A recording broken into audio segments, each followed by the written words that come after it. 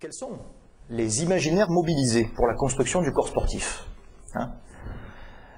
Alors ici, je rencontre le courant de la sociologie critique marxiste française à travers le philosophe Robert Redeker, dont vous avez donc un ouvrage là-bas, pour approcher plus finement la notion d'imaginaire qui est mise au jour dans la construction du corps sportif. Vous allez voir évidemment, c'est un discours qui est hyper hostile au sport, hein. Bon. Donc, je cite Redeker. On le voit, le corps sportif est un corps emprisonné, et même un corps décorporéifié. Cette décorporéification du corps du sportif est au sens strict idéaliste.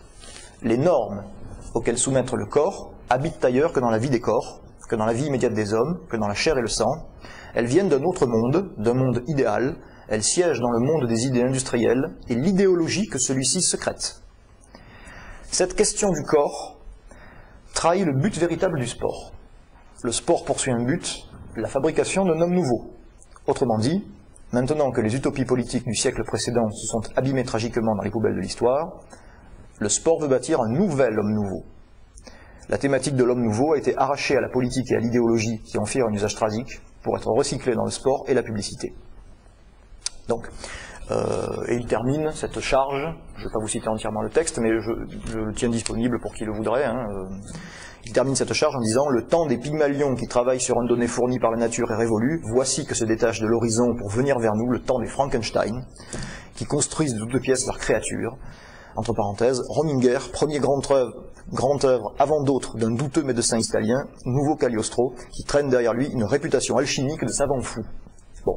Donc vous voyez, le décor est à peu près construit, le sport qu'est-ce que c'est? C'est avant tout le porte-drapeau de l'idéologie capitaliste, au service des valeurs qui sont celles du capitalisme, la performance, mais aussi l'exploitation, l'abrutissement du peuple, etc. Et le corps du sportif, c'est avant tout un corps travaillé par la technoscience, pour le faire servir d'étendard aux valeurs capitalistes. Le discours, il est, disons, cohérent dans son genre. Cohérent dans son genre. Bon, alors, le corps sportif est décorporéifié en fonction d'un idéal ou de normes impératives qui visent la fabrication ou la forge d'un homme nouveau. Donc, évidemment, Redeker a pour but ici d'accuser la différence entre le corps sportif et le corps véritable qui est nié au profit d'un corps imaginaire qui en constitue le renversement ou l'aliénation. Alors, bon, évidemment, il ne faut pas s'étonner de ce que cet imaginaire soit ici immédiatement pensé par Redeker sous la forme de la conscience renversée, de l'anti-modèle, ou comme il le dit lui-même, de l'idéologie, hein, en l'occurrence de l'idéologie capitaliste. Alors l'imaginaire, il définit comment ici?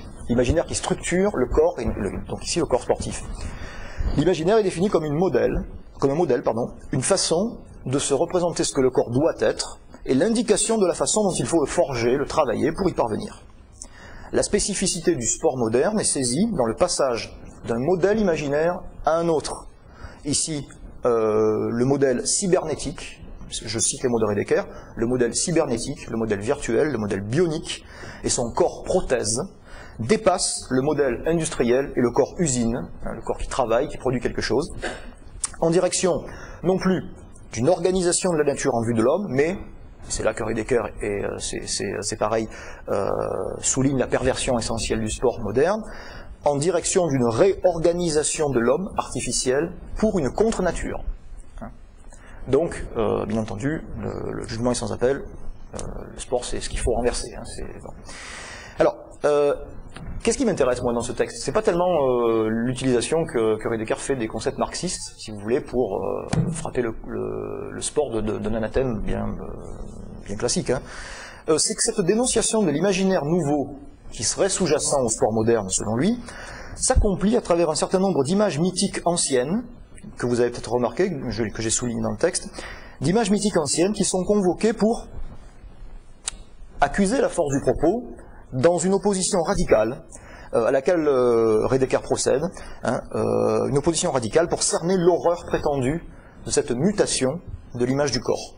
Donc, à Pygmalion, qui travaille sur un donné fourni par la nature, et dont l'effort a un sens encore humain, il faut opposer ici deux figures qui symbolisent le dévoiement de la science, hein, et donc à l'œuvre dans la mutation du corps sportif moderne, à savoir, dans les deux directions, si vous voulez, de la folie d'un côté et du charlatanisme de l'autre, Frankenstein, qui est le type du savant fou, fabricant de toutes pièces sa créature, et de l'autre côté, le charlatanisme, Cagliostro, l'alchimiste escroc et douteux médecin, qui est prêt à accomplir son grand œuvre, alchimique bien sûr, dans la transmutation des corps. D'où, à la lecture du texte de Rediker, un effet curieux de mise en abîme. Rediker sollicite l'imaginaire de son lecteur pour lui faire comprendre le rôle central de l'imaginaire dans la constitution du corps sportif. Et donc, ce faisant, il souligne, au-delà du caractère idéologique de sa propre analyse, parce que sa propre analyse aussi est prise dans ce qu'on pourrait appeler une idéologie, en l'occurrence une idéologie de type une lecture marxiste, on va dire, ou une interprétation marxiste de la réalité. Et il souligne, au-delà du caractère idéologique de sa propre analyse, l'importance de la notion d'imaginaire dans la définition du corps sportif, tout en posant, sans les résoudre, plusieurs problèmes inhérents à cette sollicitation d'un modèle idéal pour concevoir le corps. Comment comprendre l'idée d'un changement d'imaginaire dans une collectivité, comment est-ce que ça pourrait fonctionner, un changement d'imaginaire? D'où viennent ces images, symboles ou ces représentations du corps? Est-ce que l'imaginaire est univoque? Est-ce qu'on peut en distinguer plusieurs espèces? Et surtout, quels sont les imaginaires dominants dans notre représentation du corps sportif? Quels sont les imaginaires dominants?